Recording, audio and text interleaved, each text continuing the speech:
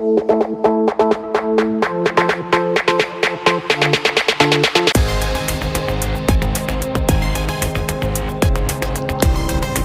sejarah masih terlihat jelas bahwa TNI dan rakyat adalah pusaran dan kekuatan yang menjadikan Nusantara sebuah negara merdeka.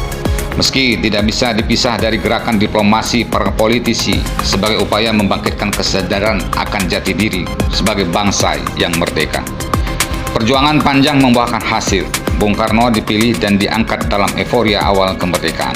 Sayang, beliau kebablasan dan mabuk dalam kekuasaan. Sampai-sampai beliau mentasbihkan diri sebagai presiden seumur hidup.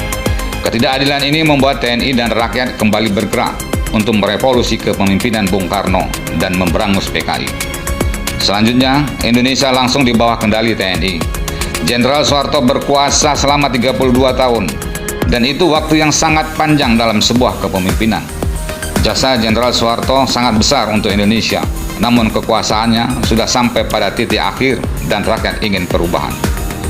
Tahun 1998 terjadi gerakan besar di Indonesia dan sang jenderal harus turun dari kekuasaan. Gerakan besar dilakukan oleh rakyat, tidak terlepas dari dukungan besar TNI yang terbelah. Kekuasaan Jenderal Soeharto diserahkan kepada B.J. Habibie yang kala itu adalah wakilnya. Sayang, ada hal fatal yang dilakukan Habibie, yaitu memberikan referendum untuk Timor Timur. Ini dianggap sebagai pengkhianatan terhadap TNI, maka B.J. Habibie tamat dalam waktu singkat. Pada masa transisi, Gus Dur diangkat dan dianggap bisa menyelamatkan Indonesia. Untuk itu dia dipilih menggantikan B.J. Habibie. Dalam selang beberapa waktu, Gus Dur juga melakukan perlawanan terhadap TNI dengan memecat Jenderal Wiranto. Pada saat itu, pengaruh Wiranto masih sangat besar di tubuh TNI. Dalam waktu singkat, Gus Dur jatuh terjerembab dari kekuasaan. Dekret yang dikeluarkan tanpa ada pengawalan. Karena suasana masih mabuk reformasi, TNI tidak berani tampil ke permukaan. Lalu dicari sosok yang representatif dalam semangat perubahan, dan terpilih Megawati. Megawati juga tidak lama, dia hanya melanjutkan estafet Gus Dur. Usia pendek Megawati hanya disebabkan persoalan kecil.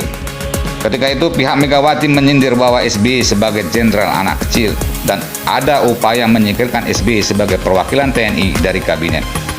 Namun hal itu sama artinya Megawati melakukan pelecehan terhadap institusi TNI. Ketersinggungan SBY dan rasa dijolimi merupakan momen bagi TNI untuk kembali berkuasa, sehingga SBY menang pada Pilpres 2004. Tahun 2004, TNI kembali memimpin Indonesia selama 2 periode di bawah komando Jenderal Susilo Bambang Yudhoyono. Peluang 2 periode tidak mampu dimanfaatkan SBY dalam memperkuat loyalitas dalam tubuh TNI, dan keberpihakan dengan rakyat masih sangat lemah. Justru mulai muncul para oknum jenderal yang hidup dalam hedonisme dan berselingkuh dengan oligarki atau sebagai politisi oportunis. Kekuasaan Jenderal Susilo Bambang Yudhoyono berakhir pada tahun 2014. Sejak 2014 dan sampai saat ini, Indonesia terlihat seperti di bawah kendali sipil murni yang dipimpin oleh Jokowi. Sebenarnya tidak. Jokowi adalah kader seorang jenderal yang memiliki banyak jabatan. Jokowi bukan kader PDIP. Jokowi tidak memiliki kekuatan politik. Dia adalah anak asuh. Bahkan sampai saat ini, sekretariatan presiden dikawal oleh seorang jenderal. Beberapa jenderal TNI lainnya yang duduk di pemerintahan ataupun tidak adalah kekuatan Jokowi yang sesungguhnya, sehingga Jokowi mampu bertahan selama 2 periode. Tahun 2024 mendatang, masa jabatan Jokowi akan berakhir. Hasil dari beberapa lembaga survei menunjukkan bahwa tahun 2024 mayoritas rakyat menginginkan Anies Baswedan sebagai presiden selanjutnya.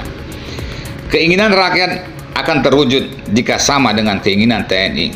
Jika tidak, mimpi tersebut sangat sulit terwujud, kecuali ada peristiwa luar biasa merubahnya. TNI lahir dari rahim rakyat, memang memiliki segala kemampuan. TNI punya jutaan personil, baik yang aktif dan non-aktif. Mereka semua terlatih. Keberadaannya ada di seluruh pelosok Indonesia. Sistem, infrastruktur jaringan, dan strategi mereka sangat mumpuni. Juga memiliki teknologi yang sangat canggih. Dan satu hal lagi, mereka berada dalam satu komando.